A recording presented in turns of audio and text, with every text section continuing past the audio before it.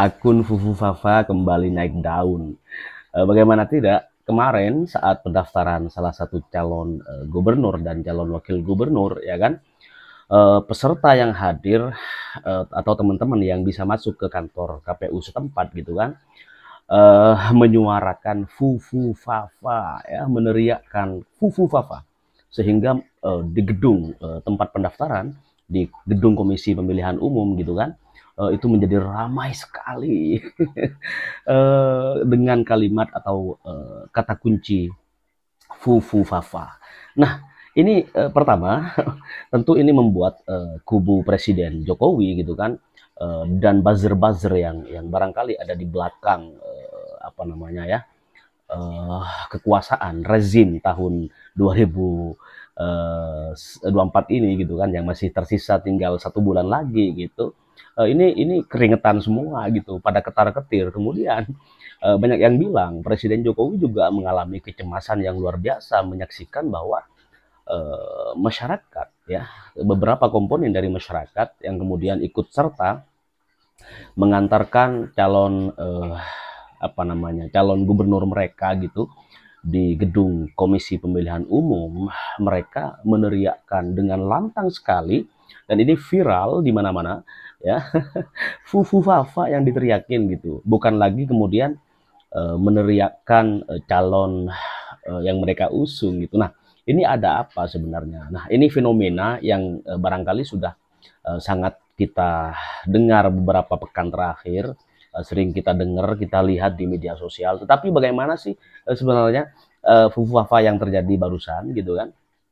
Apakah kritikus seperti Refli Harun, Rocky Gerung, dan juga siapapun lah yang kontra dengan pemerintah sudah memberikan tanggapan yang serius? Oke, kita simak videonya bareng-bareng. Yang sangat keras terhadap pemerintahan Presiden Mulyono alias Jokowi, dan dia mengeluarkan pernyataan keras luar biasa. Katanya bahwa orang yang paling gelisah di Republik Indonesia ini adalah Joko Widodo. Apakah benar demikian? Ya, kita bacakan saja, sekaligus nanti kita minta tanggapan sobat RH sekalian akan kebenaran klaim atau pendapat atau apapun dari Saifullah Fatah, ya. Yang benar tuh Saifullah pakai oh ya, bukan pakai H, bukan pakai A. Oke, kita bacakan komentarnya ya. Nanti ada beberapa berita soal relawan Anies yang melipir lagi ya ke Pramono Rano, tapi sekali lagi itu pribadi ya.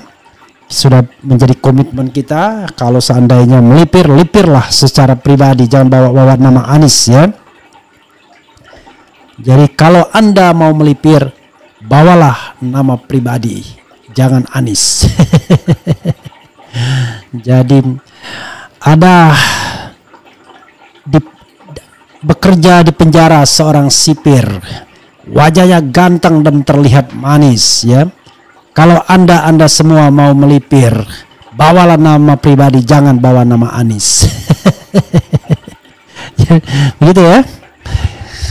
Oke, saudara sekalian, kita bacakan mengenai Saifullah Fatah ya. Saifullah bukan Saifullah ya. Saifullah Fatah _2 orang paling cemas di Indonesia bernama Jokowi, sebagaimana dilansir oleh rmol.id. Kita bacakan ya dengan bahasa yang agak puitis ya. Republik Merdeka. Presiden Joko Widodo sedang dilanda kecemasan luar biasa menjelang lengser pada 20 Oktober 2024 untuk kemudian digantikan Presiden Wapres terpilih Prabowo Subianto Gibran Raka Buming Raka. Orang yang paling cemas di Indonesia saat ini namanya Joko Widodo, kata EF. Menurut EF, Jokowi akan meninggalkan jabatan Presiden RI tanpa mempunyai rumah, dalam tanda kutip. Ya, memang sekarang sedang disiapkan rumah barunya. Itu ditandai dengan dia memakai jaket kuning kemarin, kata EF. Sementara Bahlil Lahadalia menurut EF sebagai pion Presiden Jokowi itu kemudian menjadi ketua umum Partai Golkar. Inilah presiden yang ketika selesai menjabat selama 10 tahun itu tidak punya tempat tinggal, kata EF. EF menambahkan setelah lengser, Jokowi juga mengalami kegalauan karena tidak mempunyai basis politik yang membuatnya menaikkan pengaruhnya. Ya, pendukungnya cuma satu, yaitu Muhammad Qodari. Jokowi setelah 20 Oktober tidak punya kekuasaan karena Jokowi selama 10 tahun hanya mengabdi kepada kepentingan yang sangat sempit. Karenanya pengaruhnya tidak punya kewibawaan, demikian EF. Nasib berbeda dialami dua presiden sebelum Jokowi, di mana Megawati Soekarno Putri masih menjabat ketua umum PDIP setelah lengser. Sedangkan Susilo Bambang Yudhoyono tetap memegang Partai Demokrat usai tak lagi menjadi orang nomor 1 di Indonesia. Jadi sahabat sekalian, ada presiden yang setelah berhenti menjadi begawan, yaitu Baharudin Yusuf Habibie. Walaupun dia anak angkat penguasa otoriter Orde Baru, tetapi Baharudin Yusuf Habibie alias B.J. Habibie harum namanya. Bahkan kisah hidupnya difilmkan, laku keras, ya, dengan soundtracknya yang sangat terkenal, ya, dengan peran yang dimainkan oleh BCL dan tentu saja Reza Rahardian. Tetapi beda dengan Jokowi, setelah tidak lagi menjabat, Jokowi gelisah setengah mati. Apalagi ternyata akun Fufu Fafa tersiar, terkabar di Republik ini. Jadi saudara sekalian, wajar kalau dia gelisah, ya, gelisah dan resah. Jadi saudara sekalian, kalau kita bicara ilmiahnya begini, ya, ketika tidak lagi menjabat, beberapa presiden Indonesia mengandalkan kekuatan untuk terus berkiprah di dunia politik. Kalau mau dia berkiprah di dunia politik. Tapi presiden semacam B.J. Habibie setelah ditolak pertanggungjawabannya tidak lagi berminat untuk berkiprah di politik, tidak memaksakan untuk menjadi calon presiden. Padahal tidak ada kaitannya penolakan MPR dengan kesempatan untuk mencalonkan, karena itu dua hal yang terpisah. Dan satu hal juga, bahwa penolakannya itu pun sebenarnya tidak masuk akal, tidak ada groundnya. Kita tahu bahwa Habibie cukup baik dalam mengawal masa transisi, ya. Dia melakukan dekonstruksi terhadap lembaga kepresidenan. Tetapi persoalannya adalah floor yang dikuasai oleh PDIP, ya, kemudian oleh Akbar Tanjung yang punya kepentingan pada waktu itu untuk menjadi calon presiden menggeser Habibie, mungkin, ya, ini analisisnya, membuat pertanggungjawaban Presiden Habibie ditolak oleh Majelis Permusyawaratan Rakyat. Padahal kita tahu poros tengah atau poros kanan itu dominan di MPR, kok bisa ditolak pertanggungjawabannya. Jadi ada yang brutus juga. Tetapi itu tidak membuat Habibie kemudian kehilangan harga diri. Walaupun ketika dia hadir dalam sidang MPR disoraki terutama oleh fraksi PDIP, tetapi yang jelas namanya tetap harum sampai meninggal dunia. Dia betul-betul menjadi negarawan bapak bangsa. Kenapa? Karena tidak lagi memikirkan politik sehari-hari, tidak cawe-cawe lagi di Golkar, betul-betul menjadi begawan. Dan ini yang baik dari Habibie. Jadi presiden yang tidak memunculkan kontroversi setelah meninggal dunia baru Habibie. Presiden Soekarno mati dalam pengasingan, dalam tahanan rumah di Wisma Yaso yang menjadi sekarang Museum Satria Mandala. Presiden Soeharto meninggal dalam kondisi dalam keadaan tersangka. Hanya Habibie yang kemudian meninggal dalam keadaan yang jauh lebih baik kondisinya. Gus Dur juga demikian, tetapi Gus Dur ada catatan sejarah karena dia di-impeach, dia dimakzulkan seperti halnya Bung Karno. Nah, presiden-presiden setelahnya masih hidup, masih segar bugar dan masih mau berniat berpolitik. Bahkan Megawati Soekarno Putri masih menjadi ketua umum partai politik. Tetapi Mega selamat karena dia memimpin partai politik yang kemudian menjadi pemenang pemilu berkali-kali justru ketika dia tidak menjabat sebagai presiden. Ketika dia menjabat presiden antara 2001 dan 2004, Megawati justru bisa dikalahkan oleh Golkar. Kemudian sebagai calon presiden dia dikalahkan oleh SBY. Setelah itu dia tidak mencalonkan sekali lagi 2009 tapi kalah lagi. Sehingga 2014 tidak mencalonkan, tetapi 2014 itulah kemudian PDIP menang, 2019 menang juga, dan 2024 ada paradoks. PDIP yang ditinggalkan ramai-ramai oleh koalisi Prabowo Gibran ternyata masih juara satu di dalam pemilihan legislatif. Akibatnya sekarang PDIP terancam menjadi partai pemenang yang menjadi oposan. Itu kalau konsisten. Kalau tidak konsisten ya sebentar lagi bertemu Prabowo dan Megawati membicarakan kira-kira berapa kursi, selesai, no oposisi.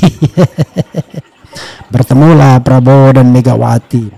Mereka akan membicarakan beberapa kursi dan setelah itu tamatlah riwayat kisah oposisi. Hidup negeri NKRI, ya. Jadi tidak ada demokrasi lagi. Demokrasi sudah mati. Jadi saudara sekalian, berbeda dengan Presiden Megawati, Presiden SBY setelah selesai ada mainan dalam tanda kutip, ya. Mainan Megawati gede banget, mainan mainan SBY lumayan lah. Walaupun tidak pernah lagi bisa nomor 1, bahkan sekarang partai nomor buncit dari jumlah kursi di DPR, tapi masih ada mainan. Selain mainan ada putra dan putri mahkota, ya. Megawati ada putri mahkota bernama Puan Maharani yang sudah menjabat menteri koordinator di era pertama Jokowi, menjabat ketua DPR di era kedua Jokowi, dan SBY punya putra mahkota yang juga sudah menjabat menteri dalam 6 bulan terakhir ini paling tidak. Lumayan. Dan terancam dalam tanda kutip akan jadi menteri lagi karena Demokrat sudah melipir ke Prabowo Gibran dengan alasan ada pengkhianatan. Padahal semua adalah kalkulasi politik, bro. Jadi politik itu ada harganya. Kalau kita mau pada koalisi yang barangkali tidak menang, paling tidak kita punya posisi yang strategis, wakil presiden. Kalau kalah, paling tidak partainya naik kursinya. Kalau enggak, ya pindah dong melipir kepada yang bakal menang. Partai boleh melorot suara dan kursinya, tetapi kan kursi kabinet bisa didapatkan, ya begitu saudara sekalian. Nah, adapun dengan Jokowi, dia berusaha membuat manuver-manuver untuk keamanan dirinya. Manuver pertama sukses, yaitu menjadikan putra mahkotanya, ya, anak yang masih kurang dari 40 tahun, masih bocil, masih suka main fufu-fafa dan mainan-mainan lainnya, menjadi wakil presiden Republik Indonesia. Berhasil. Tetapi dasar si anak, si bocil punya track record yang rodo-rodo bermasalah dengan akun fufu-fafa dan foam springnya. Maka ketika di-spill isi pro fufu-fafa, maka tersebutlah kisah yang ngeri-ngeri sedap. Sehingga yang tadinya merasa nyaman dan aman tiba-tiba goyang. Cantolan atau tonggak pelindung ini. Gibran Raka Buming Raka mungkin tidak bisa lagi diharapkan sebagai pelindung karena dia pun berada di tubir jurang. Apakah bisa dilantik? Apakah kemudian bahkan besok setelah dilantik mungkin ya di-impeach atau dimakzulkan karena fufu-fafa, yaitu melakukan perbuatan tercela. Dan ingat, tercelanya tidak hanya 5-10 tahun yang lalu, tapi tercelanya saat ini, yaitu tidak mau mengakui dan tidak mau meminta maaf. Bahkan mengatakan takon yang duwe. Dia mengatakan fufu-fafa itu tanya pada yang punya. Itu artinya dia ingin mengatakan bukan dia yang punya. Secara implisit kan begitu. Itu bahasa yang anak kecil pun paham kalau dia tidak mengakui akun fufu-fafa miliknya. Padahal Roy Suryo dan orang lain mengatakan 99,9% akun itu milik dia. Oke. Yang kedua, Jokowi rupanya mencoba merekayasa beberapa hal agar mendapatkan perlindungan dari Prabowo Subianto. Oh, sebelum itu ya. Jokowi coba merekayasa untuk menghidupkan Pertimbangan Agung. Dengan DPA, dia berharap dia yang menjadi ketuanya dan kemudian lembaga itu sejajar dengan presiden, ditinggikan tempatnya sebagai mantan presiden. Tapi gagal juga. Persetujuan tentang DPA tidak terjadi, yang ada adalah tetap One Team Press. Saya tidak tahu One Team Press atau Ban Team Press sekarang. Badan Pertimbangan Presiden atau Dewan Pertimbangan Presiden. Yang jelas memang anggotanya unlimited, tetapi ketuanya bergantian sesuai dengan kehendak Prabowo Subianto. Artinya One Team Press atau Ban Team Press atau ex DPA yang gak jadi ini bukannya memperkuat, menjadi tameng bagi Jokowi, bahkan makin memperkuat eksistensi Prabowo Subianto. Kalau mau jadi anak buah Prabowo ya silahkan, tetapi Anda tidak dijamin jadi ketua terus menerus. Dua gagal ya. Yang ketiga, Jokowi berusaha meminta perlindungan kepada Prabowo Subianto dengan menservisnya. Gila-gilaan servisnya, nggak tanggung-tanggung. Kasih apa? Kasih bintang, Jenderal bintang 4 ya. Jadi sekarang kalau masuk klub pensiunan, Prabowo Subianto berhak masuk klub jenderal bersama jenderal-jenderal kehormatan lainnya. Susilo Bambang Yudhoyono, kemudian Luhut Binsar Panjaitan, kemudian ada juga Prabowo Subianto sekarang. Jadi kalau ada bukunya itu bintang 3, sekarang udah bintang 4. Tidak lagi bintang 3. Sementara bintang-bintang beneran yang bintang 4 ya tetap bisa masuk klub yang sama, Gatot Nurmantio, Tiasno Sudarto dan lain sebagainya, plus juga Kasau dan Kasal. Jadi udah masuk klub bintang 4, klub jenderal, bukan lagi klub bintang 3. Apalagi yang diberikan macam-macam ya, bintang kehormatan dan lain sebagainya. Apalagi yang diberikan, beberapa menteri kabinet itu orangnya Prabowo masukkan Tommy Jiwandono, dimasukkan Menteri Hukum dan HAM dari Gerindra. Apalagi yang diberikan beberapa jabatan di Komisaris BUMN yang mungkin kerjasama dengan Erick Thohir yang juga ingin melipir pada kekuasaan Prabowo ya. Tetapi sekali lagi itu tidak menjamin bahwa itu akan menjadi yang namanya safe house bagi Jokowi. Maka pada kurang dari sebulan kekuasaannya, kritik, tuntutan, kemudian apapun ya, statement yang keras dari masyarakat menginginkan Jokowi mengundurkan diri.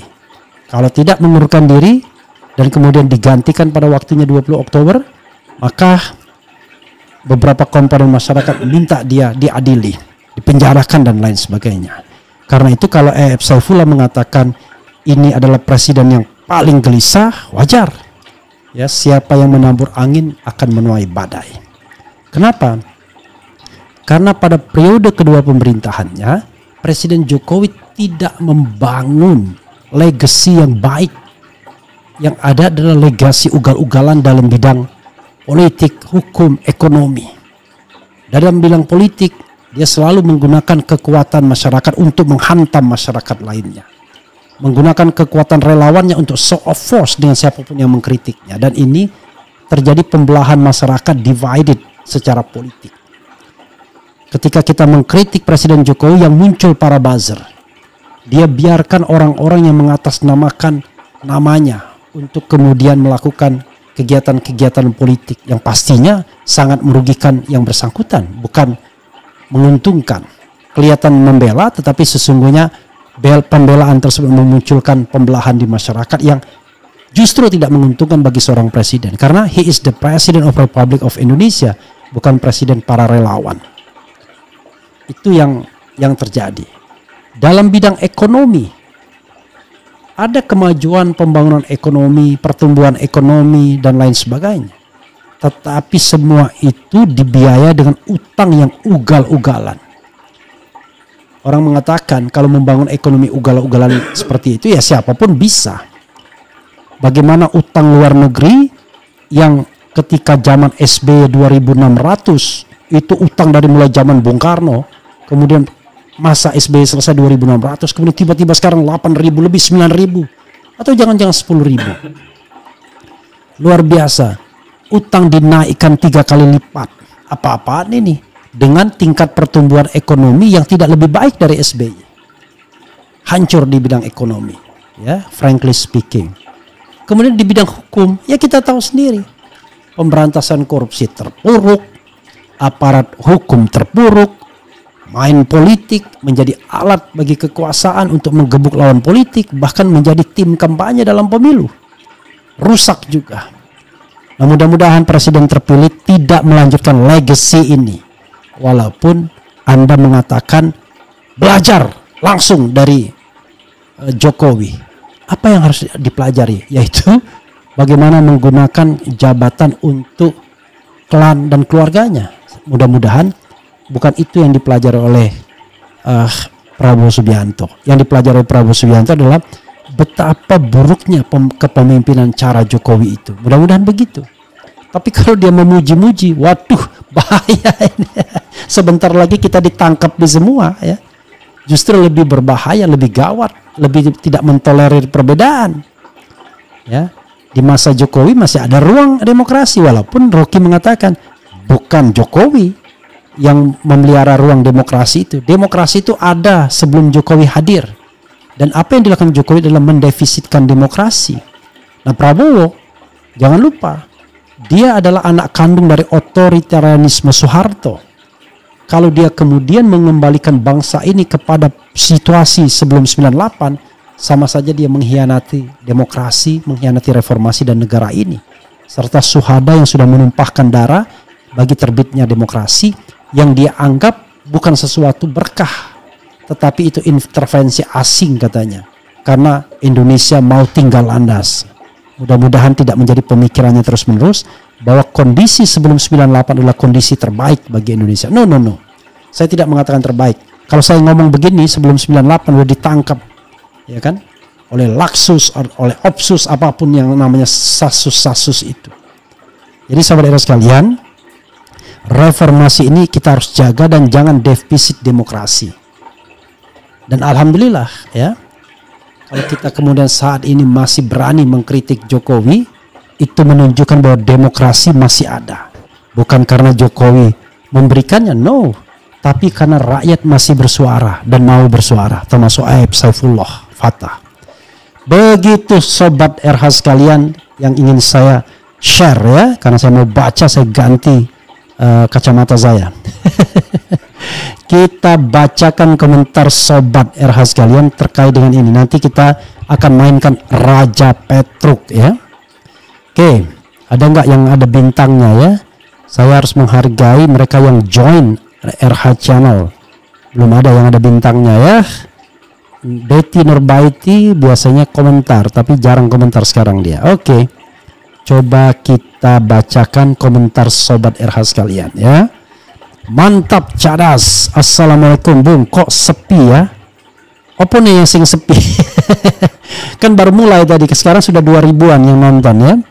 2000 lebih, ya. Sore Mas RH, ketar-ketir anaknya juga bikin ulah, ya. Kemudian keren. Nyimak aja Bang Refli Harun. Refli, di mata lu Jokowi seakan meluluh-luluh sudah punya jasa di negara ini. Opo Kak Kamsutigi? Gak jelas, ya. Bandung hadir, salam akal sehat Bang. Tapi orang yang paling enak itu ya anaknya bisa instan jadi pejabat, nggak perlu sekolah lama-lama. Pasti resah karena memaksakan merubah undang-undang, ya, bukan merubah tapi mengubah, ya. Keren. Putihkan pilkada 2024, turunkan angka partisipasi dan gagalkan manuver kartel parpol, kartel politik dan oligarki. Oke. Betul banget dan alhamdulillah Allah ijazah doa-doa kok ijabah doa-doa kita untuk menghancurkan Jokowi dan seluruh keluarganya. Bahkan di ujung jabatannya Allah tunjukkan kuasanya. Saya bicara tentang penegakan hukum aja lah ya. Betul banget. Dan Bang RH, mungkinkah orang istana ikut cemas sebab istana tidak mungkin bermain sendiri? Mereka mulai cemas kalau tidak terangkut dengan Prabowo. Tapi kalau terangkut dengan Prabowo, mereka senang. Makanya mereka mulai melipir ya. Betul. Nyimak Pak Haji salam dari warga musola depan rumah Riyadul Jannah. Luar biasa. Abdul Rojak, makasih banyak ya. Tetangga. Manusia tamak selalu dalam kecemasan. Kalau mau pindah dari Pak Anies, jangan siarkan ke media sosial. Pindahlah diam-diam. Gak mungkin ya. Nanti kita akan bahas itu ya. Yang pindah Iwan Tarigan kah, kemudian Laude Basir kah, dan lain sebagainya.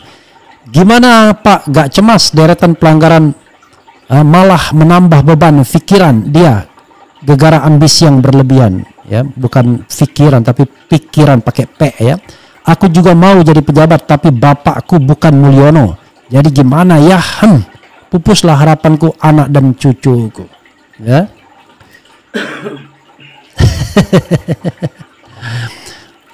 Ada hutan alas dibabat ya kan.